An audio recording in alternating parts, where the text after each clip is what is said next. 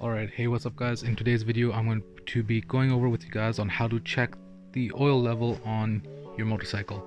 For this video we are going to be using my 98 Suzuki Marauder as an example. The way you check oil on this is pretty much the same way for most Japanese cruisers. I don't know about sport bikes because this is my first bike. So for Japanese cruisers, this is how you check the oil. On the majority of them, you have this small little screen right here where you can check the oil level.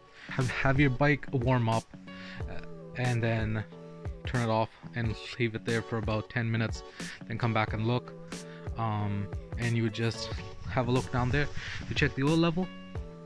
If you might need a friend, a family member, or some extra hands, basically anyone else, to hold the bike up. If it doesn't have a understand, have them hold the bike up straight, not on the peg, and you'll see the oil level right down there, and you can check how much it is. So I want to do that and show you guys what exactly I mean. Now you make the bike upright and you can have a look. It's warmed up.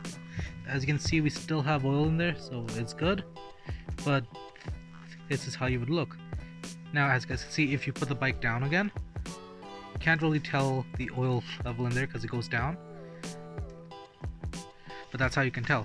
There you go.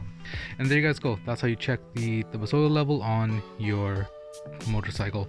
So if the oil level is low, usually right on top over here there should be the fill cap. You can pour the oil through there. Every so often have a look at and see what the level is. And yeah, that's it for today's video guys. I do hope it helped you out. If you guys are a new rider like me, because I've owned this bike now for a couple of months and I still haven't started doing the maintenance on it. I will be starting to do maintenance on the bike in this month because I've owned it for a couple of months now, and I'm pretty sure it's past due for like an oil change and all that type of stuff. So again, I do hope you guys enjoyed, and I'll catch you all in tomorrow's video. Peace.